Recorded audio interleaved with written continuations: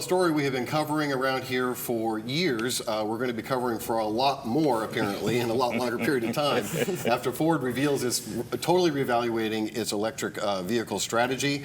And that has a huge impact, of course, on the development of their brand spanking new, still under a code name, pickup truck that will eventually be assembled here in West Tennessee at the Blue Oval City plant, the all-electric vehicle that's gotten a lot of publicity. The initial promise was, when this was first announced, Otis, that there would be some 30,000 direct and indirect jobs, Right. multi-billions of dollars, Ford's largest project in the history of the company, Right. Tennessee's largest project in the history of the state. Right. It came with a lot of promises, and now we learn that the first pickup truck won't be rolling off the assembly line until 2027.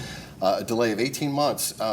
That's significant. Oh, it is very significant, and there was some pretty good reporting by the Daily Memphian on this last week. The things that are affecting this is that public's interest in electric vehicles is not where they expected it to be. Only about 7% of people who have cars right now have electric cars. Now, while that's up by 3 percentage points, is still 7%.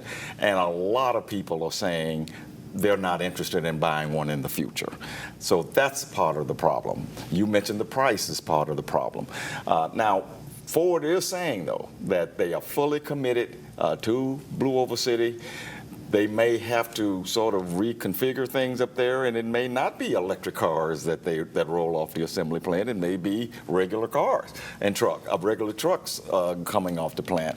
But the issue to me is the consumer's interest in electric vehicles is not what they expected it to be by 2025. I've been out to the plant a couple of times and done stories on it, as you know, Pepper, and the battery plant, which is on the same property being built next to Blue Oval City, Blue Oval SK, that's full steam ahead. And there's hiring positions, and they expect that is going to be fully in production next year. Interesting, though, that may not necessarily be building batteries for a Ford pickup truck, at least not yet. Right. I also would have to add, too, that, trying to map out your cross-country travels in an electric vehicle is still somewhat nuanced. I mean, you got to really track it before you go. Are there enough stations? Can you trust it?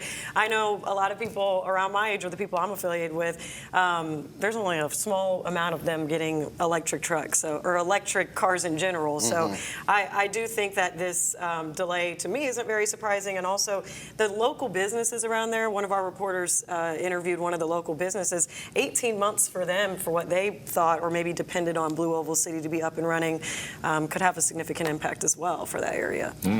Deidre, you're in the business of corporate communications, basically. I want you to read between the lines here. You know how companies like to spin things and say things in a certain way, and don't want people to get too negative about something. But when you hear 18 months, to me, that is the number that really indicates the demand has not just softened, but has tanked. We know people talk about electric cars, but to Pepper's point, people have a lot of anxiety about what's going to happen if my charge isn't there, and what if the place where I want to charge it at the station is already being used by another car, and I got to wait forever to get. It really comes down to access and convenience, typical consumer issues. Richard, I think Pepper's point is one of the main reasons, I think, too, is because we need more charging stations. I have a friend who has an EV SUV and was traveling from here to Georgia, and it was you have to map it out. And so we need more because it's a convenience issue, too.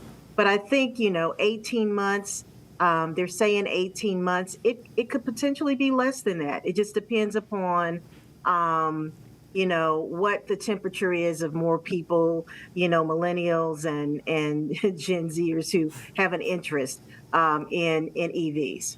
And the price point should not be diminished either. Yeah. Right. Most of the electric cars are Exactly. just beyond what people are willing to pay for a car when gas is relatively at $3 a gallon or whatever is not too bad. Right. That's true. That's true. And what would we have to say about the demand on the power grid as well, too? And do SUVs, I'm not very familiar with them, but trucks, do they take longer to charge because they are so much more massive than a sedan or whatnot? And what does that say for the demand we already have on the power grid as it is? Well, especially if you're an MLGW customer. Yeah. Yeah. Can't share with Elon Musk, I guess, on everything. The way we lose power around here, I don't know. That's a good thing. But it has gotten better before I get a call from them.